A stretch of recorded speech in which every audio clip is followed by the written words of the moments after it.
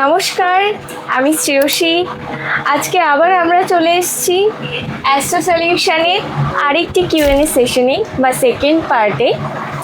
তো আবারও আজকে আমরা আপনাদের অনুরোধে নতুন একটি ভিডিও নিয়ে চলে এলাম কিছু নতুন প্রশ্নের সাথে, যেগুলো নিয়ে আপনাদের কিছু মনের ডাউট বা প্রশ্ন আছে এবং আমারও মনের কিছু প্রশ্ন, সেগুলি আমরা জেনে নেব জ্যোতিষাচার্য শ্রী আমাদের সুকৃতি দান মহাশয়ের কাছ থেকে।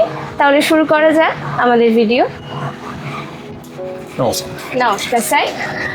তাহলে আগের দিন আমরা তো বিভিন্ন রকমের বাচ্চার বা কুণ্ডলিতে যোগ এসব নিয়ে আলোচনা করছিলাম।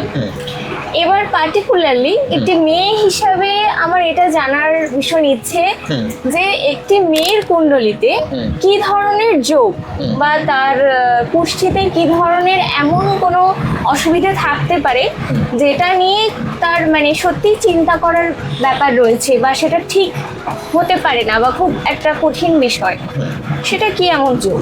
দেখুন, লাইফে আমাদের এক একটা ব্যাপারে এক একটা অ্যাসপেক্ট দেখতে হয়।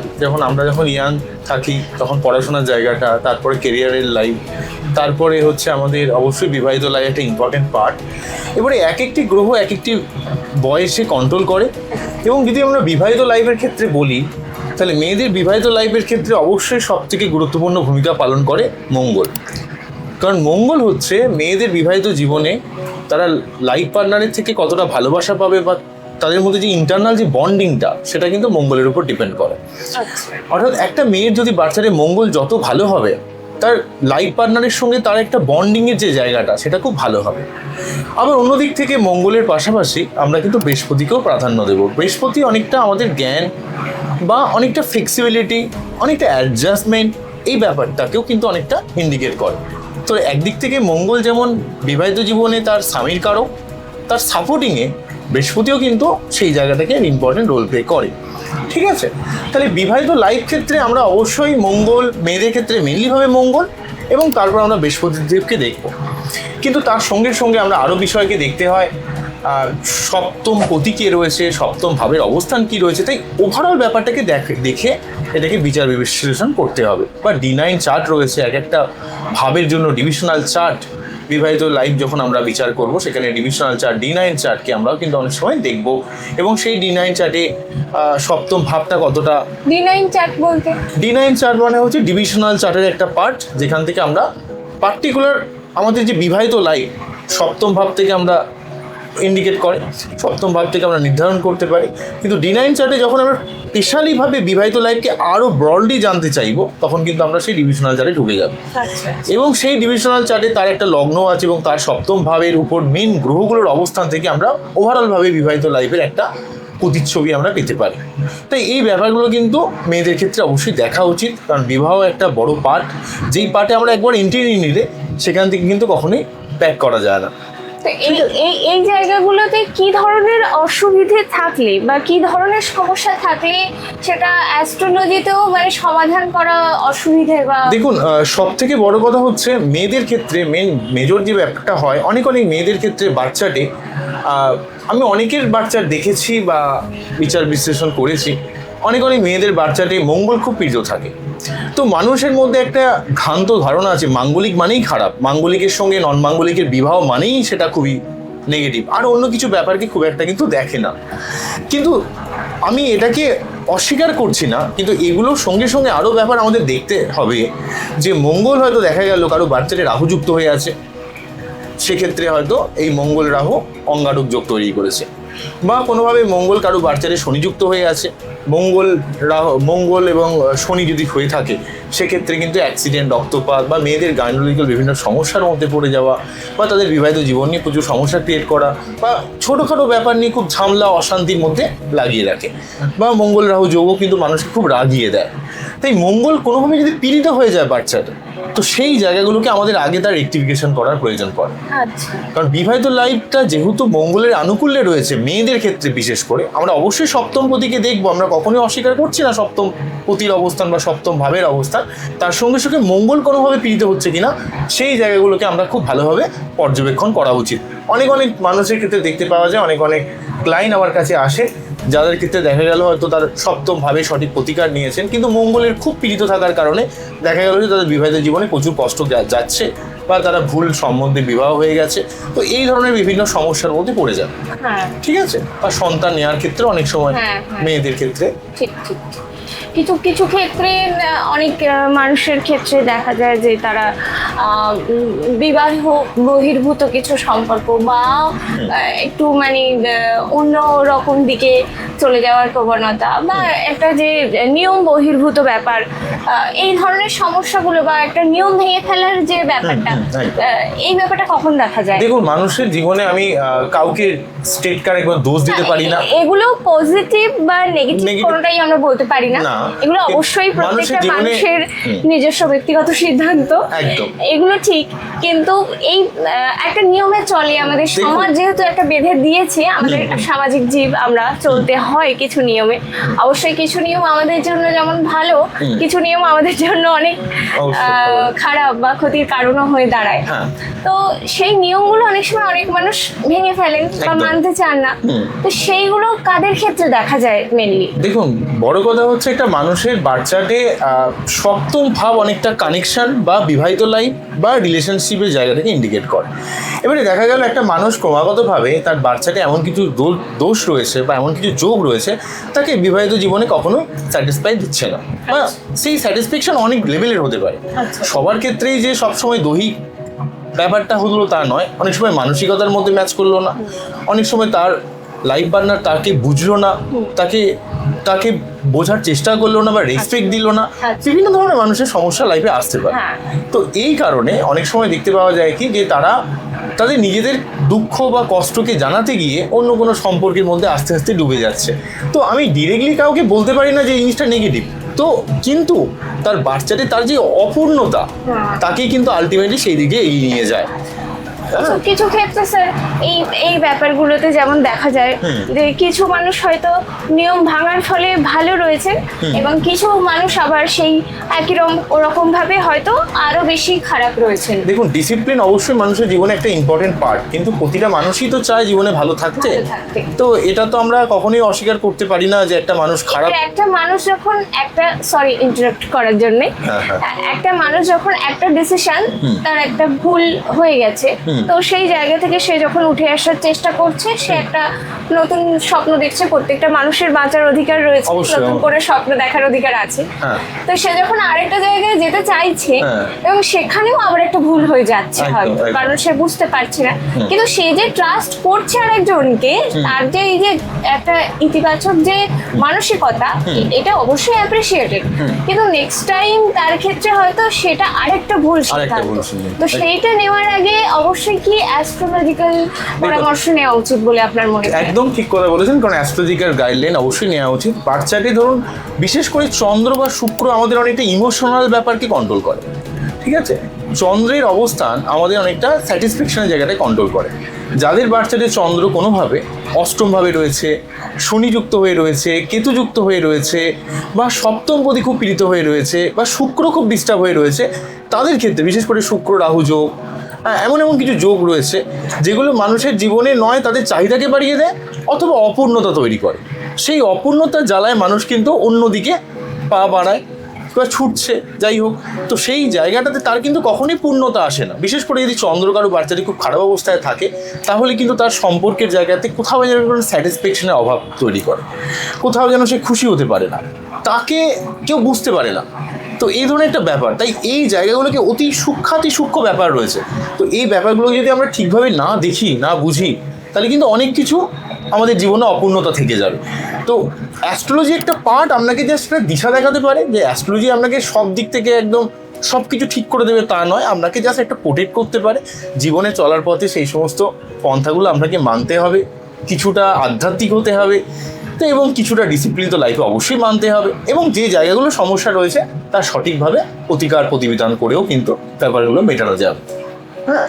আচ্ছা, তাহলে এই যে অ্যাস্ট্রোলজিক্যাল সলিউশন বা পরামর্শ নেওয়া বা এটাকে মানা, এগুলোর ক্ষেত্রে তো বিভিন্ন মানুষের বিভিন্ন মতামত রয়েছে। কেউ মানেন, কেউ মানেন না, কেউ অ্যাস্ট্রোলজিতে বিশ্বাস করেন, কেউ করেন না। অবশ্যই অনেকেই করেন, এবং যারা করেন না, কি মনে হয় সত্যি কি তারা করেন না? কারণ কিছু মানুষ যারা বলেন আমরা অ্যাস্ট্রোলজি মানি না, তারা যখন পুজো আর্চা করেন বা কোনো নির্দিষ্ট তিথি নক্ষত্র দেখে কোনো একটা বিশেষ দিন বা সময় নির্ধারণ করেন, সেক্ষেত্রে এগুলোও তো একটা গ্রহ বা নক্ষত্রের ব্যাপার চলেই আসছে। তাহলে অ্যাস্ট্রোলজি কি হিন্দু শাস্ত্রে বা আমাদের সঙ্গে কি সেইভাবে জড়িয়ে নেই প্রথম থেকে? দেখুন, অবশ্যই জড়িয়ে আছে। এবারে একটা মানুষ কতটা বিশ্বাস করবে বা না করবে তার সম্পূর্ণ ব্যক্তিগত ব্যাপার।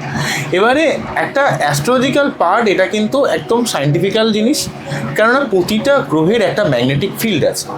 তো আমরা যেমন সায়েন্সে যখন পড়ি যে একটা আকর্ষণ আছে দুটো আলাদা আলাদা বড় বড় বস্তুর মধ্যে যে আকর্ষণ হয়, হ্যাঁ, বা পৃথিবীর মধ্যে যে টান হয়, এই যেমন একটা আকর্ষণ বা বিকর্ষণ শক্তি আছে ইউনিভার্সের মধ্যে, তেমন কিন্তু প্রতিটা গ্রহেরই একটা এক একটা তাদের নিজেদের ক্ষমতা রয়েছে, তাদের একটা ম্যাগনেটিক ফিল্ড রয়েছে।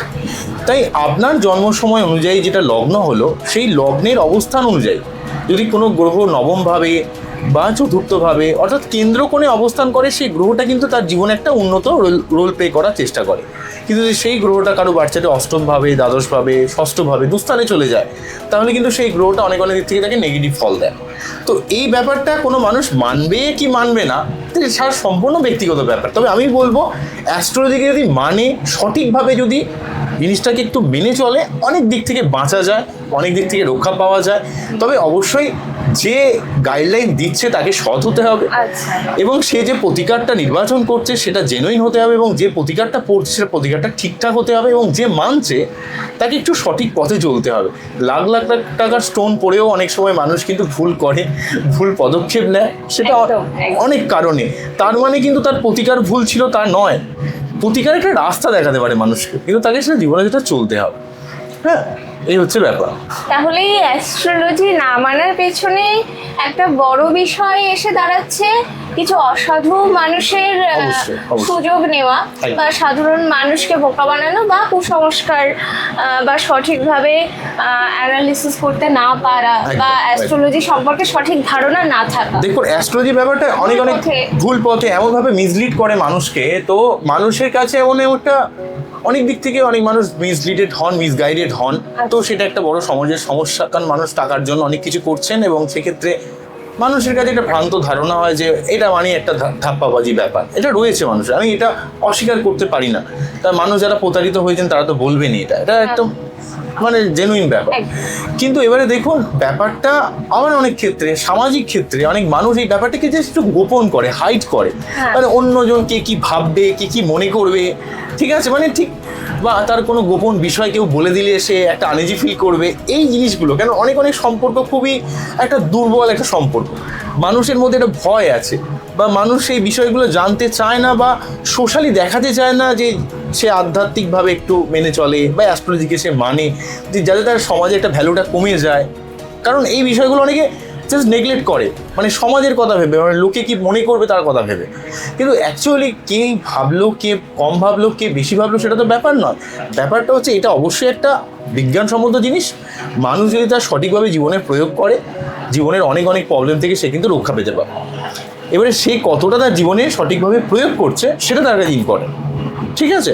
সে কোন পন্থায় চলছে, কোনভাবে জীবনকে অতিবাহিত করছে, সেটা খুব ইম্পর্টেন্ট ব্যাপার। হ্যাঁ, এবং সেটা সে যদি ঠিকভাবে চলতে পারে, অবশ্যই তার জীবনে পরিবর্তন ডেফিনেটলিভাবে হবে। আচ্ছা, এই হলো ব্যাপার। তাহলে আমাদের অ্যাস্ট্রোলজি সবার আগে মানতে গেলে বা এটা সম্পর্কে জানতে গেলে সবার আগে এটা মনে করতে হবে যে এটা কোনো ভ্রান্ত বা কুসংস্কারাচ্ছন্ন বিষয় নয়, বরং আমার নিজেকে জানা বা সেলফ অ্যানালিসিস যেটাকে বলে। এবং আমি যদি অবশ্যই ফিউচার কেউ বলতে পারে না, কিন্তু তারপরেও যেহেতু গণনাই বলি, বাচ্চার অ্যানালিসিস করে বা যেভাবেই হোক, কারণ প্রাচীনকালে তো আমাদের মুনি ঋষিরা যারা ছিলেন বা ভারতের যে এত আমাদের মহান ব্যক্তিত্ব বা এত রত্ন জন্মেছেন আমাদের ভারতবর্ষে, তাদের যে প্রাচীন পুঁথিপত্র শাস্ত্র এত কিছু আছে, সেগুলো করলেই আমরা জানতে পারি যে কত কত প্রতিভা মানুষের। সেগুলো থেকেই এই জ্যোতিষ শাস্ত্র বা এত পুরনো একটা প্র্যাকটিস বা এই শাস্ত্র, তার থেকে তো এটা অবশ্যই জানা যায় যে না, এগুলো নির্ভুল তথ্য দেয়। একদম একদম। তাহলে এগুলো নিয়ে আমরা অবশ্যই ভবিষ্যৎ সম্পর্কে কিছুটা ধারণা বা আমাদের জীবনের পথ কোন দিকে গেলে আমরা সঠিক একটা সিদ্ধান্ত নিতে পারবো, সঠিক পথে যেতে পারবো, বা কোন দিকে যাওয়া উচিত নয় আমাদের জন্য। কারণ সব রোগের যেমন সব ওষুধ নয়, প্রত্যেকটা রোগের আলাদা আলাদা ওষুধ হয়। প্রত্যেকটা মানুষের জীবনের লক্ষ্য এবং তার প্রতিভাও আলাদা আলাদা।